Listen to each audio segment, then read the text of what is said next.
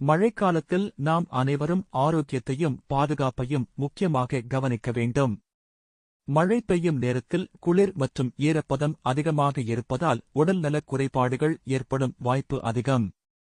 எனவே வெந்நீரை அடிக்கடி குடித்து உடலை சூடாக வைத்திருக்க வேண்டும். ஈரமான ஆடைகளை நீண்ட நேரம் அணிந்துவிடக்கூடாது, உடனே மாற்றிக்கொள்ள வேண்டும். உணவில் கூட சிறிது கவனம் தேவை.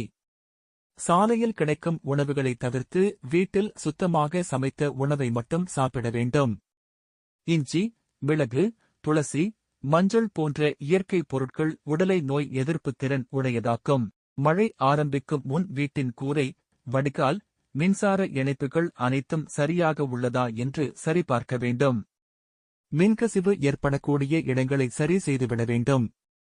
மழைக்காலத்தில் வெளியில் செல்ல வேண்டியிருந்தால் குடை அல்லது ரெயின்கோட் எடுத்துச் செல்லவும். வெள்ளம் தேங்கிய இடங்களில் நடப்பதை தவிர்க்கவும். வாகனத்தை மெதுவாகவும் எச்சரிக்கையுடனும் ஓட்ட வேண்டும். சுற்றுப்புறம் சுத்தமாக இருக்க வேண்டும்.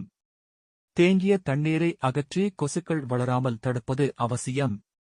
வீட்டில் மற்றும் அதன் அருகில் கழிவுகளை தகுந்த இடத்தில் போட வேண்டும். குழந்தைகள் மற்றும் முதியோர்களை குளிரிலிருந்து பாதுகாக்க வேண்டும்.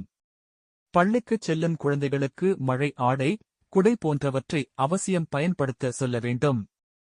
மழைக்காலத்தில் மின்சாரம் போகும் வாய்ப்பு இருக்கும். எனவே மெழுகுவர்த்தி, பேட்டரி விளக்கு, குடிநீர், அவசர மருந்துகள் போன்றவற்றை தயாராக வைத்திருக்க வேண்டும்.